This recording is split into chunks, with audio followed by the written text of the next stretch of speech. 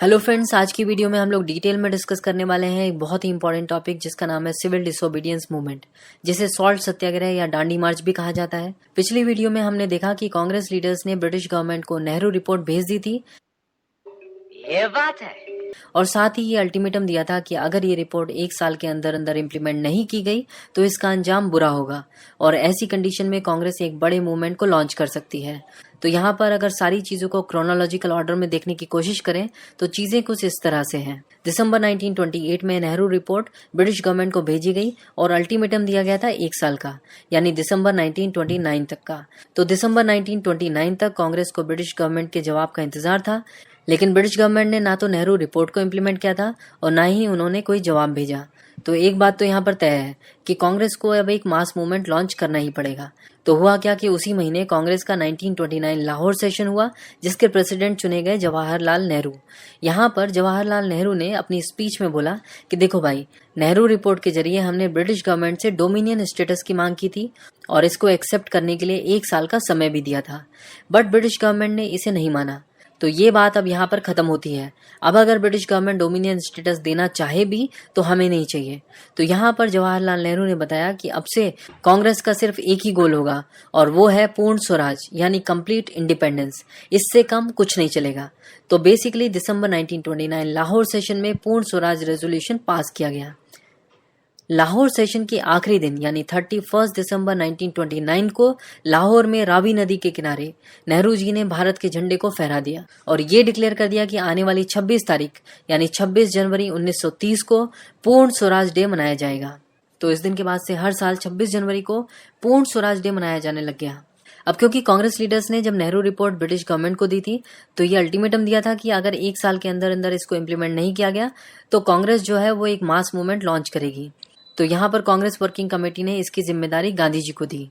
तो अब गांधी जी के सामने मिशन था सिविल डिसोबीडियंस मूवमेंट को लॉन्च करने का। गांधी जी ने यहाँ पर सिविल डिसोबीडियंस मूवमेंट की तैयारी शुरू कर दी और उन्हें तलाश थी एक ऐसे मुद्दे की जिसके अराउंड ये पूरा का पूरा सिविल डिसोबीडियंस मूवमेंट का ताना बाना बुना जा सके।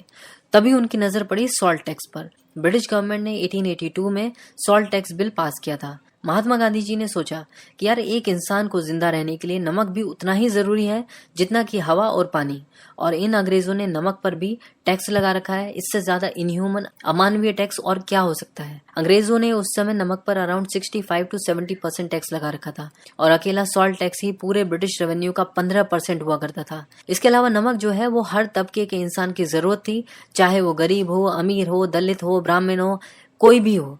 और गांधी जी एक्चुअली ऐसा ही मुद्दा खोज रहे थे जिससे हर कोई जुड़ सके। इसीलिए गांधी जी ने डिसाइड किया कि वो सॉल्ट टैक्स लॉ को ब्रेक करके सिविल डिसोबीडियंस मूवमेंट को लॉन्च करेंगे। 12 मार्च 1930 बुधवार का दिन था। गांधी जी अपने 78 फॉलोअर्स को गुजरात के अपने साबरमती आश्रम से लेकर निकल पड़े। डेस्टिनेशन था डांडी, जो एक कोस्टल विलेज है, समुद्र के किनारे है और नमक बनाने के लिए एक बढ़िया जगह है।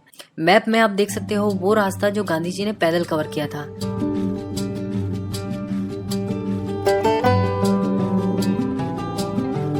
साबरमती आश्रम और डांडी के बीच टोटल दूरी थी 390 किलोमीटर की। गांधी जी की इस पथ यात्रा को ही डांडी मार्च कहा जाता है। गांधी जी ने ये 390 किलोमीटर की दूरी 24 दिनों में पूरी की।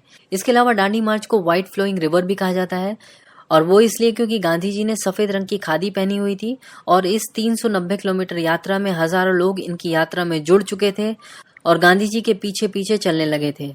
और ये सब लोग भी सफेद रंग के खादी कपड़े पहने हुए थे और ऐसा लग रहा था कि मानो एक सफेद रंग की नदी बह रही हो। इसीलिए इस डांडी मार्च को व्हाइट फ्लोइंग रिवर भी कहा जाता है।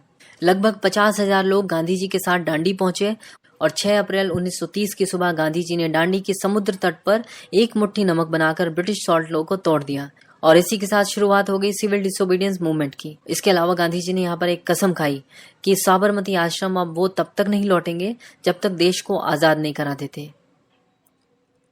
और एक्चुअली में गांधी जी साबरमती आश्रम इसके बाद कभी नहीं लौट पाए, इवन देश के आजाद होने के बाद भी। दांडी मार्च को सपोर्ट करते हुए तमिलनाडु में सी राजा गोपालाचारी ने भी एक सिमिलर मार्च की, त्रिचिनोपोली से वेदारण्यम। इसके अलावा मालाबार रीजन के कलप्पन ने भी मार्च की कैलिकट से पय्यनूर तक, जो कि 128 किलोमीटर था। तो इस तरह लॉन्च हुआ civil disobedience movement. But civil disobedience movement में करना क्या था, यानी इसके फीचर्स क्या क्या थे, ये समझना जरूरी है। गांधी जी की पहली शर्त तो हमेशा की तरह यही थी कि जो भी इस मूवमेंट से जुड़े उसे नॉन वायलेंट रहते हुए इस मूवमेंट का पार्ट बनना होगा। वायलेंस या हिंसा की यहाँ पर कोई जगह नहीं है। इसके अलावा गवर्नमेंट को किसी भी तरह का कोई भी लैंड टैक्स नहीं देना है।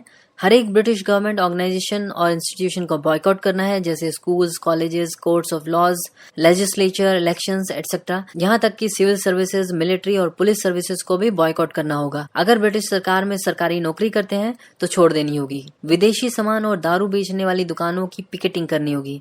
पिकेटिंग का मतलब होता है कि इन दुकानों के सामने शांतिपूर्ण तरीके से धरने देने होंगे। इसके अलावा अगर कोई भी कस्टमर्स इन दुकानों पर सामान खरीदने के लिए आता है तो उसको प्रॉपर रीजंस देके कन्विंस करो कि वो ऐसा ना करे। साथ ही मास स्ट्राइक्स और पोजीशंस निकालने होंगे। कहने का मतलब एकदम पीसफुल तरीके से ब्रिटिश गवर्नमेंट को बिल्कुल डिसफंक्शन करना था। गांधी जी का मानना था कि अगर हम लोग ये सारी चीजें करें तो ब्रिटिश गवर्नमेंट की बैटरी डाउन हो। अब गांधी जी ने दांडी में सॉल्ट लॉ ब्रेक करने के बाद डिसाइड किया कि अब नेक्स्ट काम वो ये करेंगे कि एक शांतिपूर्ण तरीके से धरासना सॉल्ट वर्क्स पर रेड मारेंगे। इसी को धरासना सत्याग्रह भी कहा जाता है। Dharasana salt works actually Dandi से 125 किलोमीटर दूर था। उस समय वाइसरॉय थे लॉर्ड इरविन, जो ब्रिटिश इंडिया के वाइसरॉय रहे 1926 से 1931 तक। गांधी जी ने लॉर्ड इरविन को खुद लेटर लिख के बताया कि वो दांडी से धरासना रेड मारने के लिए जा रहे हैं। ब्रिटिश सरकार में दम है तो आके रोक ले। ऑलरेडी 50 से 60 हजार लोग गांधी जी के साथ दांडी पहुंच चुके थे और अब कह रहे थे कि ये धरासना जाके रेड मारेंगे। तो लॉर्ड इरविन को लगा कि यार ये देश में हो क्या रहा है। अगर ये मूवमेंट की शुरुआत है तो आगे ना जाने क्या क्या होगा, और पहले कभी ऐसा ना देखा ना सुना। मामला हाथ से निकलते जा रहा था। तो ब्रिटिश गवर्नमेंट घबरा गई। तो अब ब्रिटिश गवर्नमेंट ने मूवमेंट को सप्रेस करने की तैयारी शुरू कर दी। सबसे पहले गांधी जी को अरेस्ट कर लिया गया, फिर नेहरू जी और सरदार पटेल को भी। पर कांग्रेस किसी भी हाल में इस मूवमेंट को रोकना नहीं चाहती थी। वो धरासना मार्च को स्टॉप नहीं कर सकती थी। तो गांधी जी के अरेस्ट होने के बाद धरासना मार्च को लीड कर रहे थे अब्बास तैयब जी, और इनके साथ थी गांधी जी की वाइफ कस्तूरबा गांधी। लेकिन पुलिस ने रास्ते में इनको भी अरेस्ट कर लिया। इसके बाद सरोजनी नायडू ने इस मार्च को लीड करना शुरू किया। धरासना पहुंची। धरासना पहुंचते ही पुलिस ने लाठीचार्ज कर दिया। बट यहाँ पूरी दुनिया की मीडिया मौजूद थी और ये एक इंटरनेशनल न्यूज बन गई। ब्रिटिश गवर्नमेंट ने बहुत ही ब्रूटल वे में पीसफुल प्रोटेस्टर पर लाठियां बरसा दी थी और ब्रिटिश गवर्नमेंट पूरी दुनिया में एक्सपोज हो चुकी थी और सभी देशों ने इसे कंडेम किया। लॉर्ड इरविन को इसका जवाब भी देना पड़ा था। अब ये तो क्लियर था कि मूवमेंट अभी शुरू ही हुआ था और गांधी जी और उनके साथ में सभी बड़े लीडर्स को अरेस्ट कर लिया गया था। लेकिन बड़े बड़े लीडर्स को अरेस्ट किए जाने के बाद भी ये मूवमेंट आगे चलता रहा और ज्यादा बढ़ते रहा, रुका नहीं। क्योंकि गांधी जी ने दांडी मार्च के दौरान जहां जहां बीच में स्टॉपेज लिया था वहां पर अपने पीछे चलने वाले लोगों को एड्रेस किया था और बताया था कि सिविल डिसोबीडियंस मूवमेंट के क्या क्या ऑब्जेक्टिव्स हैं और उन्हें क्या क्या करना है। इसीलिए गांधी जी और बाकी लीडर्स के अरेस्ट हो जाने के बाद भी ये मूवमेंट आगे चलता रहा। ब्रिटिश गवर्नमेंट सभी लॉज तोड़ने वाले लोगों को उठाकर जेल में डालती रही। मूवमेंट सप्रेस करने के लिए पुलिस फायरिंग्स, लाठीचार्ज और ना जाने क्या क्या हुआ। 60,000 से भी ज्यादा लोग एक ही साल में जेल में डाल दिए गए। जिन लोगों ने टैक्सेस नहीं पे किए थे उनकी प्रॉपर्टीज जब्त कर ली गई। लेकिन ब्रिटिश गवर्नमेंट की हर एक कोशिश नाकाम थी। मूवमेंट फिर भी नहीं रुका। इसी बीच साइमन कमीशन की रिपोर्ट को डिस्कस करने के लिए ब्रिटिश गवर्नमेंट ने नवंबर 1930 में लंदन में first round table conference organize की। लेकिन इंडियन नेशनल कांग्रेस क्योंकि सिविल डिसोबीडियंस मूवमेंट में बिजी थी, इसीलिए उन्होंने इस कॉन्फ्रेंस में पार्टिसिपेट करने के लिए मना कर दिया। अब सोचो, जो पार्टी इतना बड़ा मूवमेंट लीड कर रही है, जिसके पीछे हजारों लाखों लोग जेल में जाने के लिए एकदम खुशी खुशी तैयार हो, अगर वही पार्टी इस कॉन्फ्रेंस को अटेंड नहीं करे तो क्या इस कॉन्फ्रेंस की कोई वैल्यू बची? ऑब्वियसली नहीं। और ऐसा ही हुआ। ये कॉन्फ्रेंस फेल हो गई और उसका कोई रिजल्ट नहीं निकला। अब ब्रिटिश गवर्नमेंट चाहती थी कि किसी भी हाल में सेकंड राउंड टेबल कॉन्फ्रेंस से पहले इंडियन नेशनल कांग्रेस को मना लिया जाए। तो यहाँ पर सारा प्रेशर आ गया ब्रिटिश इंडिया के वाइसरॉय लॉर्ड इरविन के ऊपर। उनको ऊपर से प्रेशर आया कि भाई कैसे भी कर कांग्रेस को मनाना है। तो वो भागते हुए गांधी जी के पास पहुंचे। जब ये खबरें अखबारों में छपी तो लोगों में खुशी की लहर दौड़ गई। उनको यहाँ पर महसूस हुआ कि एक मास मूवमेंट की ताकत क्या होती है। वहीं दूसरी तरफ 15 दिन चली गांधी और इरविन की मीटिंग्स एक एग्रीमेंट के साथ खत्म होती हैं। इसी एग्रीमेंट को गांधी इरविन पैक्ट भी कहा जाता है।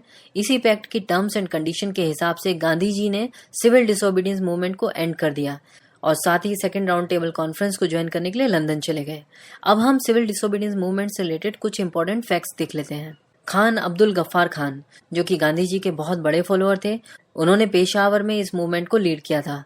खान अब्दुल गफ्फार खान एक बहुत बड़े नॉन वायलेंस के प्रीचर थे और क्योंकि नॉर्थ वेस्ट फ्रंटियर प्रोविंस को बिलोंग करते थे इसीलिए इनको फ्रंटियर गांधी भी कहा जाता था। अब्दुल गफ्फार खान ने 1929 में एक ऑर्गेनाइजेशन एस्टेब्लिश की थी जिसका नाम था खुदाई खिदमतगार यानी सर्वेंट्स ऑफ गॉड। ये खुदाई खिदमतगार हमेशा लाल रंग के कपड़े पहनते थे इसीलिए इन्हें रेड शर्ट्स भी कहा जाता है। इसके अलावा एक फैक्ट ये भी है कि सिविल डिसोबीडियंस मूवमेंट के दौरान ईस्टर्न पार्ट ऑफ इंडिया में लोगों ने चौकीदारी टैक्स देने से मना कर दिया। बेसिकली ये एक प्रकार का टैक्स था जो ब्रिटिश गवर्नमेंट विलेजर्स पर लगाती थी। इस टैक्स के पैसे से गवर्नमेंट गांव में चौकीदार अपॉइंट करती थी जिसका काम होता था गांव को सिक्योरिटी प्रोवाइड करना। एक्चुअली गांव में पुलिस फोर्स कम होती थी तो बेसिकली ये चौकीदार पुलिस फोर्स को सप्लीमेंट करते थे। लोगों ने इस टैक्स को भी पे करने से मना कर दिया क्योंकि लोग मानते थे कि ये चौकीदार चोर है। इसके अलावा एक इम्पॉर्टेंट फैक्ट ये भी है कि इस मूवमेंट में वुमेन पार्टिसिपेशन बहुत ज्यादा था जबकि मुस्लिम कम्युनिटी का पार्टिसिपेशन नॉन कॉपरेशन मूवमेंट से काफी कम रहा। लेकिन as a whole civil disobedience movement एक बहुत ही सक्सेसफुल मूवमेंट रहा।